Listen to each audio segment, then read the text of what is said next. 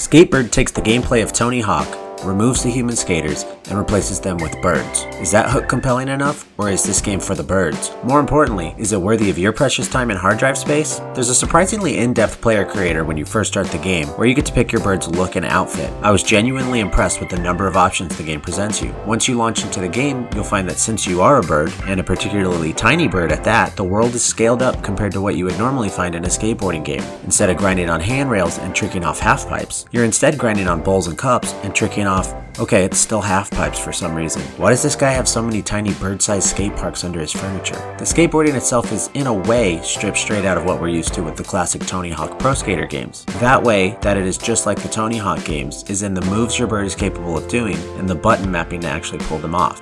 The way that it is not just like the Tony Hawk games is in the fun department. The moment-to-moment skateboarding is janky, floaty, and frequently frustrating. Sometimes trying to get my bird to skateboard felt like how I imagine it would feel to try to get an actual bird to try to skateboard in real life. In other words, it didn't really want to cooperate. To say the controls are not tight would be a gross understatement. Simply navigating the level was a chore, let alone trying to pull off complex tricks or grinding on the correct rail. To make matters even worse, the objectives linger around in the same environment for way too long. So by the time you finally do get to move on to a new level, you're already way past the point of being fed up with the level you're on. The quest objectives are often much more difficult to finish than they should be, only because the game's controls are so wonky. It's not a very pleasant experience, to say the least. Basically, any enjoyment you'll get out of the game comes from how funny you find the jokes. The whole game is built around the low-hanging fruit that is the joke of, what if Tony Hawk was really a hawk? I wish I could say that type of surface-level humor was beneath me, but I honestly found the game to be legitimately funny most of the time. The birds all have a tonitude, which helps,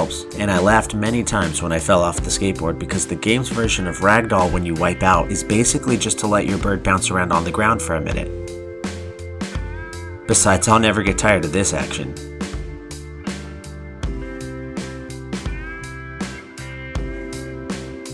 Even with enjoying some of the jokes, the game was still really wearing out its welcome by the end of my hour played. If you like to laugh at some absurdity, you may get a small amount of enjoyment out of this game before you eventually give up in frustration. Otherwise, there isn't much here for you. Overall, I would say that Skatebird is probably not worth your time and hard drive space. Thank you for watching.